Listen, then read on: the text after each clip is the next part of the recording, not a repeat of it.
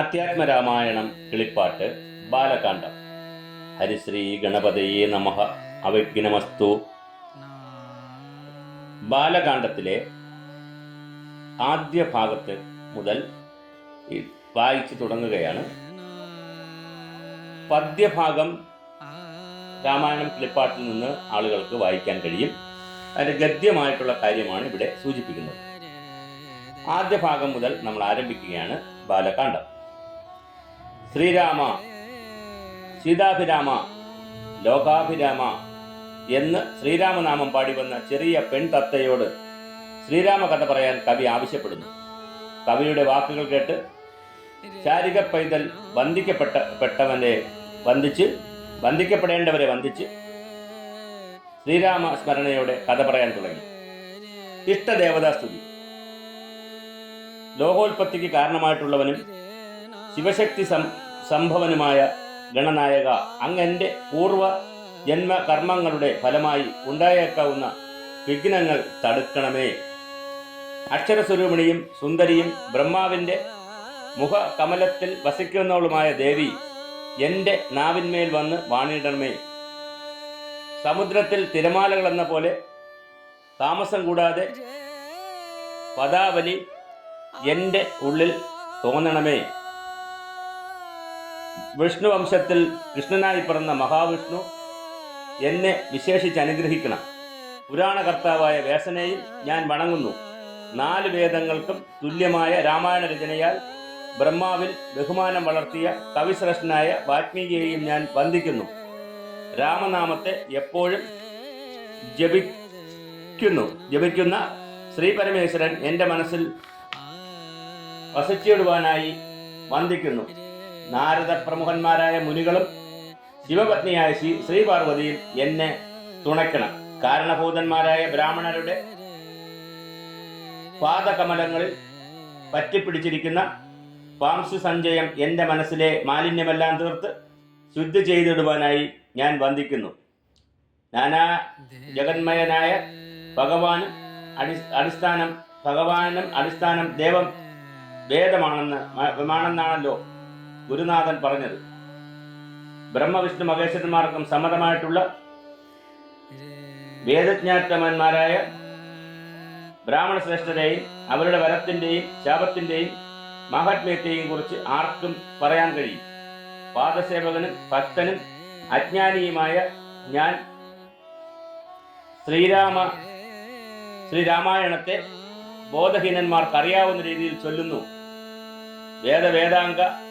വേദാന്ത ആദിയായ വിദ്യകൾ എൻ്റെ മനസ്സിൽ തെളിഞ്ഞ് എന്നെ തുണയ്ക്കണം. ദേവേന്ദ്രൻ, അഗ്നിദേവൻ, യമധർമ്മൻ, വരുണൻ, വായുദേവൻ, കുബേരൻ, പശുപതി, ശ്രീ പരമേശ്വര പുത്രന്മാർ, ഗ്രഹങ്ങളുടെ നാഥനായ സൂര്യൻ എന്നിവർ അഗതിയായി എന്നെ എപ്പോഴും അനുഗ്രഹിക്കണമേ. എൻ്റെ മനസ്സിൽ രാമനും മുഖ്യന്മാരായ ഗുരുഭൂതന്മാരും എന്നും വാഴണം. രാമായണ മാഹാത്മ്യം. പണ്ട് ബ്രഹ്മാവ് 100 കോടി ഗ്രന്ഥങ്ങളുള്ള ഒരു രാമായണം രചിച്ചു. അത് ഭൂമിയിലില്ല.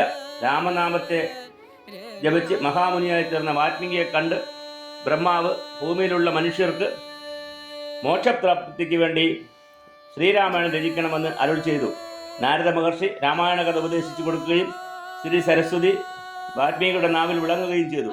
അതുപോലെ രാമായണ കഥ പറയുന്നതിനായി എൻ്റെ നാവിലും ദേവി വന്ന് വിളങ്ങിടണമേ എന്ന് പ്രാർത്ഥിക്കാൻ എനിക്ക് ലജ്ജ തോന്നുന്നു.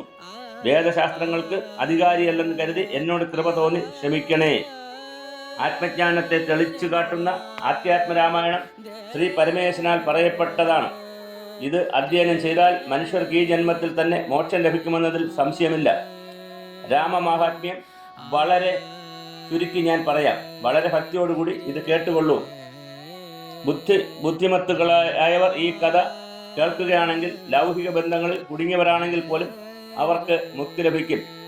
ഭൂമിയുടെ ഭാരം തീർക്കുന്നതിനായി ബ്രഹ്മാദി ദേവതകളുടെ പ്രാർത്ഥന മൂലം പാൽക്കടലിൽ പള്ളികൊള്ളുന്ന സാക്ഷാൽ ശ്രീനാരായണൻ സൂര്യവംശരാജാവായ ദശരഥപുത്രനായി പിറക്കുകയും രാക്ഷസ രാജാവായ രാവണനെയും മറ്റും യമപുരിയിലേക്ക് അയച്ച ശേഷം പരബ്രഹ്മത്തിൽ ലയിക്കുകയും ചെയ്തു.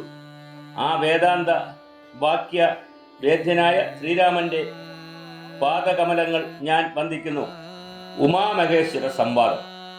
കൈലാസപർവ്വതത്തിൽ അസംഖ്യം സൂര്യന്മാരുടെ ശോഭയോടുകൂടി ധ്യാനനിഷ്ഠയിലിരിക്കുന്ന ശ്രീ പരമേശ്വരന്റെ ഇടത്തെ മടിയിലിരിക്കുന്ന പാർവതി ഭക്തിയോടെ പരമശിവനോട് ചോദിച്ചു, സർവലോകവാസനും സർവേശ്വരനുമായ മഹേശ്വര, ജഗന്നായക, മഹാനുഭവന്മാർ ഭക്തരുടെ ഭക്തിവിശ്വാസ ശുശ്രൂഷാദികൾ കാണുമ്പോൾ അവർക്ക് അതീവ രഹസ്യമായ കാര്യങ്ങൾ പോലും ഉപദേശിച്ച് ചെയ്യുമെന്ന് കേൾക്കുന്നു.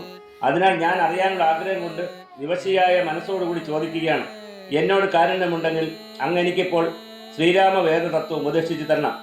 തത്വഭേദങ്ങൾ, സാംഖ്യ നിയോഗങ്ങൾ, ക്ഷേത്രോപവാസ ഫലം, യാഗാദി കർമ്മഫലം, തീർത്ഥസ്ഥാനാദിഫലം തുടങ്ങിയ എല്ലാ ധർമ്മങ്ങളും ഒന്നൊഴിയാതെ കേട്ടത് മൂലം ജഗത്പദേ എൻ്റെ അജ്ഞതകളെല്ലാം മാറിക്കിട്ടി. ഇനിയിപ്പോൾ ശ്രീരാമദേവ മാഹാത്മ്യം കേൾക്കാൻ എനിക്ക് വളരെ ആഗ്രഹമുണ്ട്. രാമകഥ പറയാൻ പ്രാപ്തിയുള്ള മറ്റാരുമില്ലാത്തതിനാൽ അതിൽ ഗ്രഹിക്കാൻ ഞാൻ യോഗ്യയെങ്കിൽ ദയവ് ചെയ്ത് അങ്ങ് അതെനിക്ക് ഉപദേശിച്ചു തരണം. പാർവതി ദേവിയുടെ ഇപ്രകാരമുള്ള വചനങ്ങൾ കേട്ട് തെളിഞ്ഞ പരമേശ്വരൻ ചെറുപുഞ്ചിരിയോടുകൂടി പറഞ്ഞു, ധന്യേ പാർവതി, നിന്നെപ്പോലെ ഭഗവതി ഭക്തി മറ്റാർക്കുമില്ല. നിന്റെ മനസ്സിൽ ശ്രീരാമദേവ തത്വം കേൾക്കണമെന്ന് തോന്നിയത് മഹാഭാഗ്യമാണ്. മുമ്പ് ആരും തന്നെ ഇതെന്നോട് ചോദിച്ചിട്ടില്ല, ആർക്കും പറഞ്ഞു കൊടുത്തിട്ടുമില്ല. ശ്രീരാമപാദങ്ങളെ വന്ദിച്ചുകൊണ്ട് ഞാൻ ശ്രീരാമ വേദ തത്വം ചുരുക്കി പറയാം. പരമാത്മാവായ ശ്രീരാമൻ പരമാനന്ദമൂർത്തിയും ജഗത്പതിയുമായ പരബ്രഹ്മം തന്നെയാണ്. ലോകത്തിൽ സൃഷ്ടിസ്ഥിതി സംഹാരങ്ങൾ നടത്തുന്ന ഗുരുകാരുണ്യമൂർത്തിയെ കേവലം മനുഷ്യനെന്ന് കരുതുന്നവർ അജ്ഞാനികളാണ്. സീതയും രാഘവനും ഹനുമാനും തമ്മിലുള്ള സംവാദം ഞാൻ പറഞ്ഞുതരാം. മോക്ഷപ്രാപ്തമായ ആ സംവാദം നീ കേട്ടുകൊള്ളൂ. പണ്ട് ജഗത്പതിയായ ശ്രീരാമൻ ദേവന്മാരുടെ ശത്രുവായ രാവണനെ വധിച്ച് സീതാദേവി, ലക്ഷ്മണൻ, വാനരപ്പട എന്നിവരോടൊപ്പം അയോധ്യയിൽ എത്തിച്ചേർന്ന് അഭിഷേകവും ചെയ്ത് പുരുഷോത്തമനായ ശ്രീരാമൻ സഹോദരന്മാരാലും സുഗ്രീവൻ, വിഭീഷണൻ തുടങ്ങിയ മിത്രങ്ങളാലും ബ്രഹ്മപുത്രനായ വസിഷ്ഠനാലും സേവിതനായി കോടി സൂര്യ തേജസ്സോടെ പരിശുദ്ധമായ രത്നങ്ങൾ കൊണ്ട് ശോഭിക്കുന്ന സ്വർണസിംഹാസനത്തിൽ മായാദേവിയായ ജാനകിയോടും കൂടി സന്തോഷത്തോടെ വാണരുളുന്ന നേരത്തിൽ ഭക്തിപൂർവ്വം വന്ദിച്ചു നിൽക്കുന്ന ഹനുമാനെ കൊണ്ട് സീതയോട് പറഞ്ഞു, സീതേ, നീ ഹനുമാനെ കണ്ടില്ലേ? നമ്മൾ രണ്ടുപേരോടും ഇവൻ എപ്പോൾ തുല്യഭക്തിയുണ്ട്. പരമാത്മ ജ്ഞാനമൊഴികെ മറ്റൊന്നിനും ഇവൻ ആഗ്രഹമില്ല. ആത്മജ്ഞാനത്തിന് പാത്രമായ ഈ നിർമ്മമൻ നിത്യബ്രഹ്മചാരികളിൽ മുമ്പനാണ്. ഇവന് കളങ്കമൊന്നുമില്ലെന്ന് മനസ്സിലാക്കിയാലും എൻ്റെ ഉള്ളിലുള്ളത് നീ അവനെ അറിയിക്കണം. ബ്രഹ്മോപദേശത്തിന് പാത്രമായിട്ടുള്ളവൻ ബ്രഹ്മജ്ഞാനം ആഗ്രഹിക്കുന്നവരിൽ ഉത്തമോത്തമനാണ്.